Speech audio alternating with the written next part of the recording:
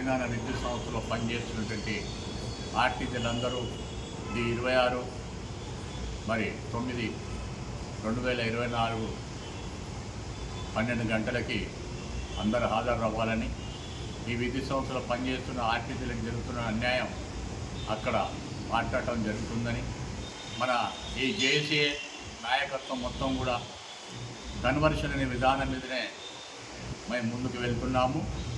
కలిసి వచ్చే యూనియన్లన్నీ కూడా కలిసి రావాలని కూడా గతంలోనే పిలిపించినాము, మళ్ళీ పిలిపిస్తున్నాము.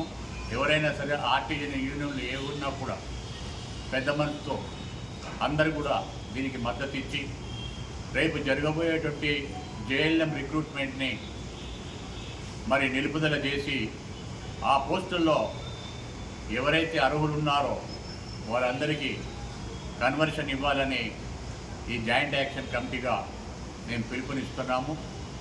కాబట్టి ఆర్టిజన్ కార్మిక సోదరులారా, ఈ విద్యుత్ సంస్థ ఎన్నో ఏళ్లగా కాంట్రాక్ట్ కార్మికుడుగా ఆర్టిజన్గా ఎన్నో ఏళ్లగా పనిచేసినా కూడా మరి రిటైర్మెంట్ అప్పుడు కన్నీరు పెట్టుకొని రిటైర్డ్ అవుతున్నారు.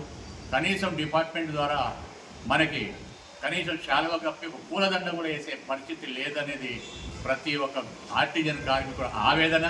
కాబట్టి మిత్రులందరూ కూడా రేపు నిరసన కార్యక్రమంకి ఈరోజు మన సిఎండి గారికి కూడా మనం ఈ విధంగా మేము రిప్రజెంటేషన్ చేస్తాము.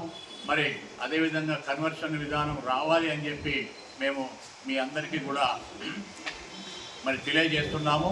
కాబట్టి కావున మీ అందరూ కూడా ఆర్టిజన్ విద్యుత్ సంస్థలో పనిచేస్తున్న ఆర్టిజన్ కార్మిక సోదరులు అందరూ కూడా మరి ఎస్పీటీసీల ఆఫీస్ వద్ద బిల్ట్ కాంపౌండ్ వద్దకి తరలి రావాలని మీకు పిలుపునిస్తున్నాము.